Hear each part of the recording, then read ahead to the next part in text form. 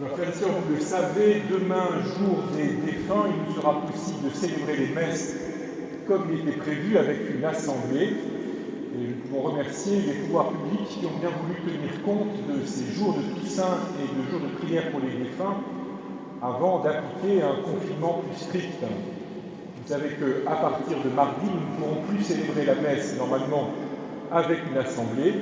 Nous reviendrons aux conditions du mois de mars et du mois d'avril.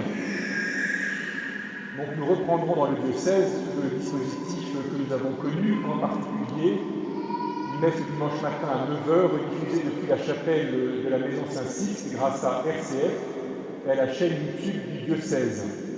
Mais dans tous les espaces missionnaires, chacun trouvera ce qu'il doit faire et ce qu'il peut faire pour proposer à tous les fidèles de quoi s'associer, de quoi vivre, de quoi sanctifier chaque dimanche le jour du Seigneur de la meilleure manière possible.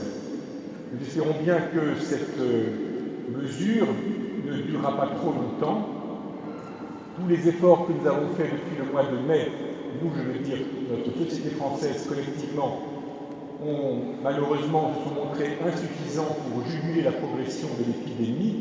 Vous le savez, nous sommes donc tous appelés à un effort collectif.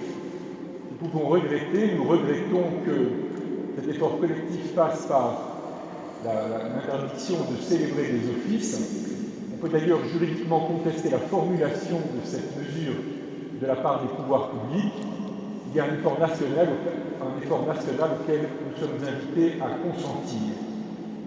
Il est clair que beaucoup de commerçants, beaucoup de restaurateurs avaient fait de grands efforts pour pouvoir respecter les gestes barrières et ont l'impression que tous leurs efforts ne sont pas pris en compte. Nous avons aussi cette impression. Par ailleurs, nous savons bien, nous autres, comme nos frères et sœurs protestants, orthodoxes, comme les juifs, comme les musulmans de notre pays, nous savons bien, nous autres, combien la célébration du culte est quand même d'un autre ordre que le besoin d'aller s'acheter des vêtements ou des chaussures ou d'autres matériels variés.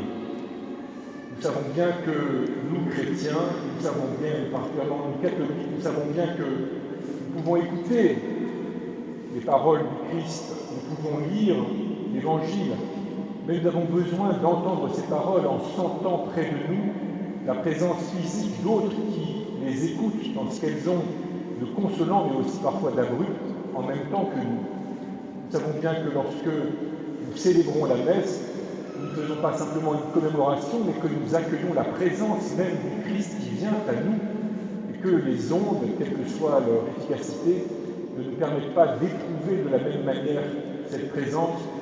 Nous savons bien que le plus important, c'est la présence du Christ par la puissance de son esprit au plus profond de nos cœurs, de nos âmes, qui diffuse la charité, mais la foi, l'espérance et la charité.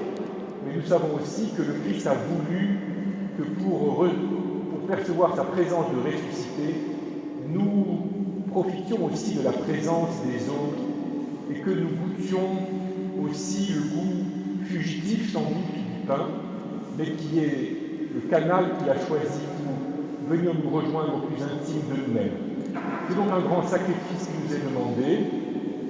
C'est une grande privation, nous en sommes tous conscients. Elle est grande aussi pour nous autres prêtres et évêques qui pourront célébrer la messe, qui la célébreront devant des caméras, mais qui évidemment, à qui manquera tout ce qu'apporte le fait de nous sentir présents les uns aux autres et donner les uns aux autres par le Christ comme des frères et des sœurs à aimer.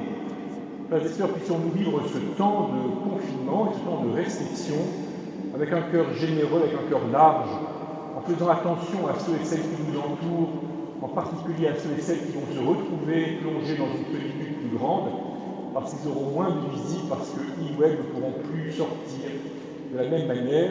Pensons à ceux et celles qui seront malades, qui le sont peut-être aujourd'hui. Pensons à ceux et celles qui sont mourants, ou qui le seront peut-être dans les semaines qui viennent. Pensons à tous les soignants qui, d'une manière ou d'une autre, s'épuisent malgré tout dans le soutien qu'ils nous apportent à tous. En plus de cela, s'ajoutent évidemment des précautions sécuritaires. En tout cas, il faut faire attention.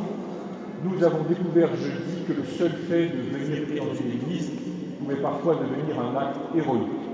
Et je voudrais ici, ce matin, saluer particulièrement tout le personnel qui rend possible l'ouverture de certaines de nos églises, qu'ils soient salariés, qu'ils soient bénévoles. Je remercie toutes les personnes qui nous rendent cela possible. Ici, dans cette cathédrale, les sacristains, l'intendante de cette cathédrale, le personnel de la société de sécurité que nous employons. En étant dans l'église, ils courent un risque. Je voudrais que nous les saluions en les applaudissant.